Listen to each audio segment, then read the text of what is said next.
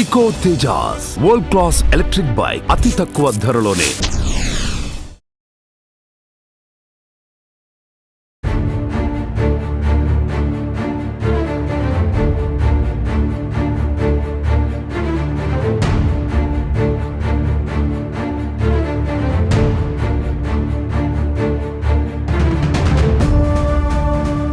నమస్తే, welcome to Suman TV. నేను మీ Suman TV Usha.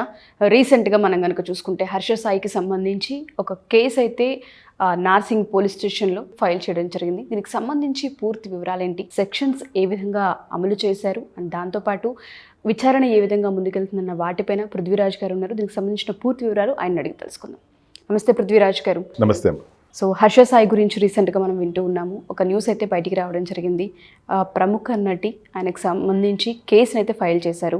So అంటే ఏ బేసిస్ మీద కేసు ఫైల్ చేయడం జరిగింది, ఎఫ్ఐఆర్ ఏ విధంగా బుక్ చేశారు, ఏ సెక్షన్స్ అమలు చేశారు సార్? సెక్షన్ 354 అమ్మ, 354 అండ్ 376. 354 అంటే లైంగికంగా ఈవ్టీజింగ్ కానీ, ఆడవాళ్ళని ఏడిపించటం కానీ, వాళ్ళని బ్యాడ్ చేసి లోవరింగ్ ద ఉమెన్, ఆ అమ్మాయిని ఆడదైనందుకు ఏడిపించేటువంటి విధానం 354 అంటారు.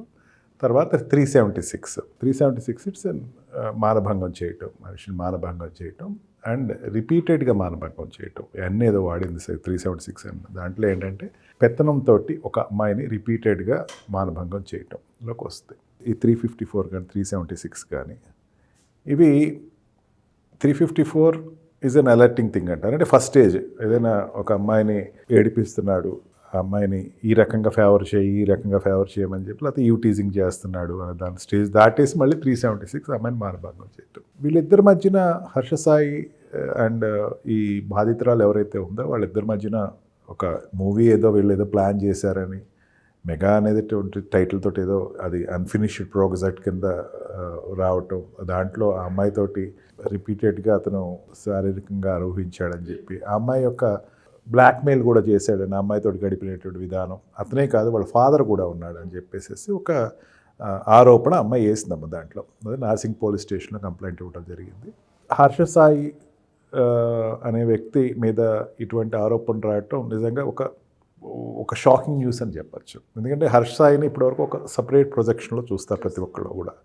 అతను ఏ ప్రొజెక్షన్లో చూస్తాము, అతను ఒక మంచి మనిషి, రాబిన్ హుడ్, ఉన్న వాళ్ళ దగ్గర డబ్బు తీసుకుని లేని వాళ్ళకి పంచేవాడు అన్నది అతన్ని దగ్గర హిందీ, తమిళ్ అండ్ తెలుగులో స్టార్ట్ చేశాడు అతను యూట్యూబ్. అండ్ తమిళ్ తర్వాత వెళ్ళాడు. తర్వాత హర్షాయి కాల్ అనేది ఒకటి హిందీలో స్టార్ట్ చేశాడు. 3 లాంగ్వేజెస్లో ఇప్పుడు కన్నడం అండ్ మలయాళంలో కూడా స్టార్ట్ చేస్తాననేది అనౌన్స్ చేశాడు. అంటే ఈ విజయనగరం చిన్న కుర్రాడు 25 ఇయర్స్ ఉన్నటువంటి వ్యక్తికి ఒక మంచి ఆలోచన వచ్చింది. మంచి ఆలోచనతోటి ఈ యూట్యూబ్ కంటెంట్స్ని వాడుకుని అతను చేస్తున్నాడు, ప్రోగ్రామ్ చేస్తున్నాడు. అతను ఒక గేదెల షెడ్ ఇచ్చాడు, చిన్న సైకిల్ ఇచ్చాడు అండ్ ఒక రోడ్డు పక్కన ఉండేటువంటి హోటల్ ఆవిడకి ఒక 50,000 ఇచ్చేసాడు. ఒకళ్ళ ఇంటికి వెళ్ళి సర్ప్రైజ్గా వెళ్ళి వాళ్ళ ఇంటికి కట్టిచ్చేసాడు అని ఒక షోస్ ఏదైతే చూశారో, ఆ షోస్ చూసి ఇన్స్పైర్ అయిన వాళ్ళందరూ కూడా అనేక మంది సబ్స్క్రైబర్స్ ఉన్నారు. వచ్చేటువంటి సబ్స్క్రిప్షన్లోనూ అతను ఆ అమౌంట్స్ తోటి అనేకమైన సోషల్ వర్క్ ఈవెంట్స్ చేస్తున్నాడు అని చెప్పేసి అతనికి మంచి పేరు అయితే వచ్చిందమ్మా, దాంట్లో డౌట్ లేదు. అతని మీద విమర్శలు కూడా వచ్చినాయి. అతను ఎంత సంపాదించేస్తున్నాడు, బెట్టింగ్ యాప్కి అతను యాడ్ తీశాడు, ప్రమోటర్ కింద ఉన్నాడు. ప్రమోటర్ కింద ఉన్నందుకు అతనికి విమర్శలు కూడా అతని మీద ఎక్కువ వచ్చినాయి. ఇతను ఈ రకంగా బెట్టింగ్కి సపోర్ట్ చేయొచ్చా, మంచివాడు చెడ్డ పని చేయొచ్చా, మెయిన్ క్వశ్చన్ ఎట్లా అంటే మంచివాడు ఇతను చెడ్డ పని చేయొచ్చా. దానికి కూడా వాళ్ళు ఏమన్నారంటే, అతను ఓపెన్గా చెప్పాడమ్మా. నేను అంతకు సుమన్ టీవీ ఇంటర్వ్యూలోనే చూశాను, అతను చాలా స్పష్టంగా చెప్పాడు. నేనే ఇవ్వలేదు అని ఎక్కడ చెప్పలేదమ్మా. అతను ధైర్యానికి అక్కడ మాత్రం మెచ్చుకోవచ్చు.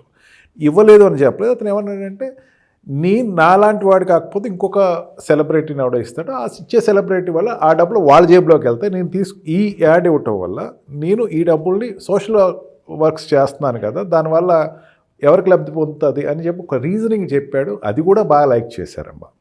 దాన్ని కూడా తర్వాత నీ బ్యాంక్లో ఇంత అకౌంట్ ఉంది కదా అని చెప్పేసి అనేసరికి అతను లేదు ఇది ఫేక్ అని చెప్పేసి నిరూపించాడు. చాలా అక్కడ వరకు journey is very good, absolute. అక్కడి వరకు హర్షని చాలామంది లైక్ చేసిన వాళ్ళు నేను ఒకడిని, దాంట్లో డౌట్ లేదు. ఎందుకంటే చేజింగ్ అమ్మ ఆన్సరింగ్ చెప్పేటువంటి విధానం అయితే అతనికి మంచి ఎంటర్ప్రెన్యూర్షిప్ ఉంది, మంచిగా జనాలని నమ్మించగలిగేటువంటి తత్వం ఉంది. తర్వాత అతనికి ఏదో అంటారు చూసారా, 1000 రకాలని చెప్పేసి ఒక స్టేజ్ పిచ్చ దాటితే ఏమవుతుందంటే సినిమా తీయాలి. అది సినీ ఫీల్డ్లోకి రావటం నిజంగా ఒక సాహస, ఇట్స్ ఎ ప్రొఫెషన్ ఉషా. నేను ఏమంటానంటే చేయొద్దు నేను అన్న, ఎవరూ చేయకూడదు అని అన్ను. ఇది సపరేట్గా చేసేటువంటి వాళ్ళు ఒక డ్రీమ్ ఉంటుంది, ఒక డ్రీమర్స్ ఉంటారు. నాకు సినిమాలో యాక్ట్ చేయాలి, నాకు సినిమా ప్రొడ్యూస్ చేయాలి, నాకు సినిమా డైరెక్షన్ చేయాలి. ఈ డ్రీమ్ ఉన్న వాళ్ళు చేసుకునే పని. హర్ష కంటిన్యూ చేసి అదే సోషల్ వర్క్ కంటిన్యూ చేసుకుంటే ఈరోజు కూడా హర్ష మీద ఎటువంటి ఇది ఉండేది కాదేమో. నేను ఒక సినిమా తీయాలి అని చెప్పేసి ఆ ప్రాజెక్ట్ని ఒక కొత్త ప్రాజెక్ట్ స్టార్ట్ చేసి ఆ సినిమాలో ఉండేటువంటి, సినిమాలోకి వచ్చేసరికి ఏమంటే అవకాశాలు ఉంటాయి, అనేకమైనటువంటి మోసపోయేటువంటి విధానం ఉంటుంది, మోసం చేసే విధానాలు కూడా ఉంటాయి. అనేకమైన ఇంతకు ముందు కూడా మన అనేక మంది యాక్టర్స్ గురించి వాళ్ళు చేసినటువంటి వికృత చేష్టల గురించి మనం మాట్లాడుకున్నాం. ఆడవాళ్ళ అవకాశాల కోసం వచ్చితే ఎక్స్ప్లాయిట్ చేసేటువంటి విధానం ఇక్కడ సినీ ఫీల్డ్లో ఉంది అని చెప్పేసి అనేకమైనటువంటి ఇంటర్వ్యూస్లో నేను చూశాను, అండ్ మనం కూడా చేసాం.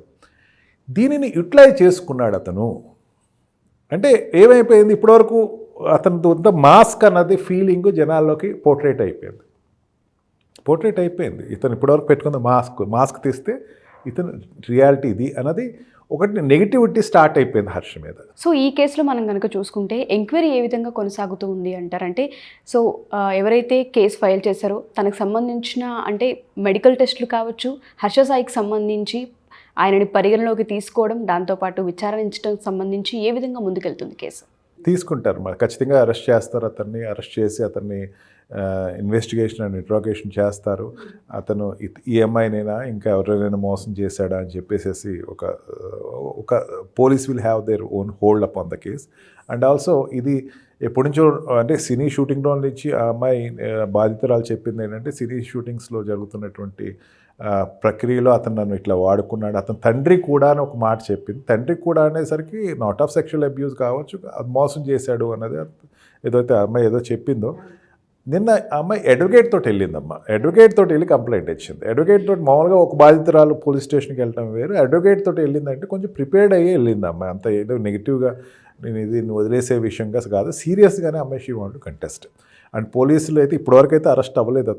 అతను అరెస్ట్ అవుతాడేమో. అరెస్ట్ అయితే కనుక ఫస్ట్ యాంటిసిపేటెడ్ బెయిల్ ట్రై చేస్తారమ్మా, లేదంటే నేను ఈజ్ ఏ సోషల్ వర్కర్ కింద అతను చెప్పుకొని, లేదు నేను I will face the consequences అంటే అరెస్ట్ అవుతాడు. మెడికల్ టెస్టులు అండ్ దాంతోపాటు విచారణ అయిపోయిన తర్వాత ఏం జరిగింది ఇద్దరి మధ్య అన్న వివరాలు బయటకు వచ్చే అవకాశం ఉంటుంది అని చెప్తున్నారు. ఫుల్ డీటెయిల్స్ వస్తాయి. సో ఖచ్చితంగా వెయిట్ చేద్దాం సార్ మెడికల్ రిపోర్ట్స్ వచ్చే వరకు. అండ్ దాంతోపాటు హర్ష సాయిని ఎప్పుడైతే అదుపులోకి తీసుకుంటూ ఉంటారో ఆయన ఎటువంటి వివరణ ఇవ్వబోతున్నారన్న దానిపైన అసలు ఏం జరిగిందన్నది మనకు కూడా వాస్తవ కోణాలు బయటకు వచ్చే అవకాశం ఉంటుంది. Thank you sir, thank you so much. Thank you.